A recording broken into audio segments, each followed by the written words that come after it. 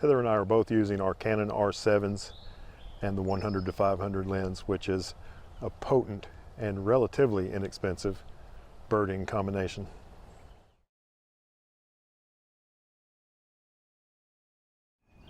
Hello and good morning. It's Heather and Phil, and we are here at Heather's location that she found, and it's right below some power lines.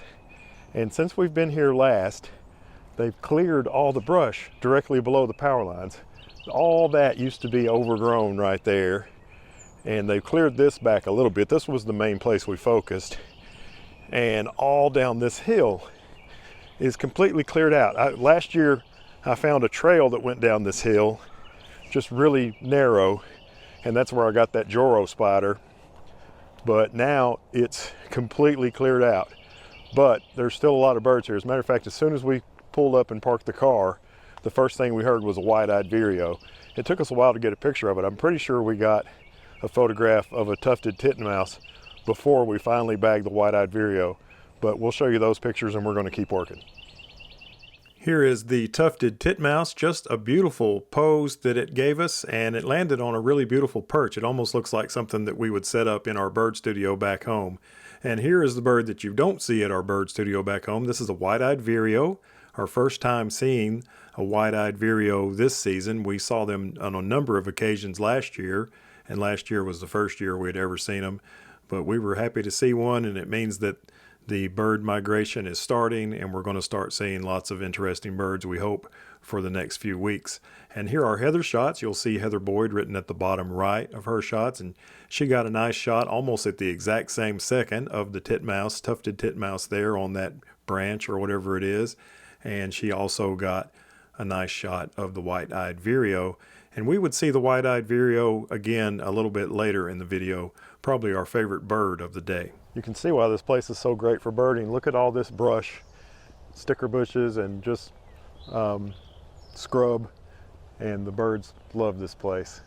And it's on the mountain, so I guess as they're migrating up high, they can get to this place quicker. I don't know. We found a beautiful white-throated sparrow and managed to get a couple of shots of it while we were kind of looking for warblers. This wasn't what we were looking for, but we were really happy to see it and thought it was beautiful. And also a male northern cardinal. This was deep in the brush and ISO 1600.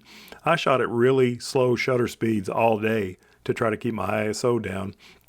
Here's Heather's shot of the white-throated sparrow, and this one is one of the ones that has white on the top of its head instead of tan, which I think is a much more beautiful version of this bird.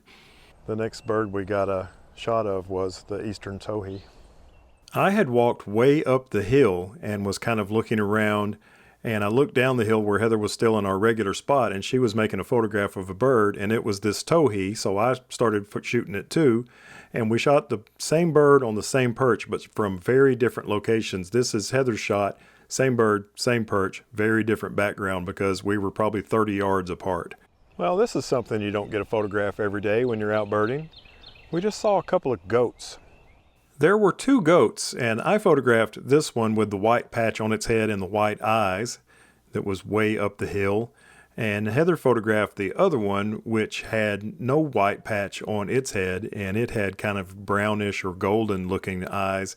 They were following, I guess, its owner or their owner as he was walking down the road above us.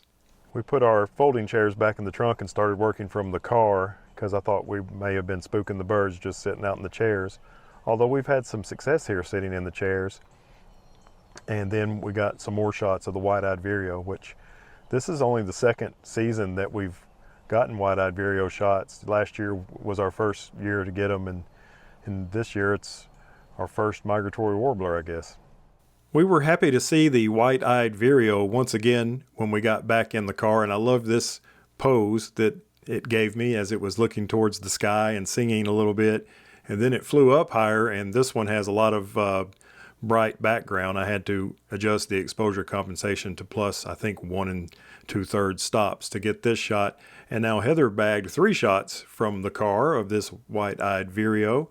She did a really nice job catching this bird, and we just love this bird. It has such pretty colors, but they're kind of subtle and soft, and the white eye around the deep black pupil of the bird is just really, really beautiful. And I think she said that this was her favorite photograph of the day. And this is the last photograph of the day. One more shot of the beautiful white-eyed vireo there on Lookout Mountain near Chattanooga, Tennessee. That's going to do it for us here on Lookout Mountain.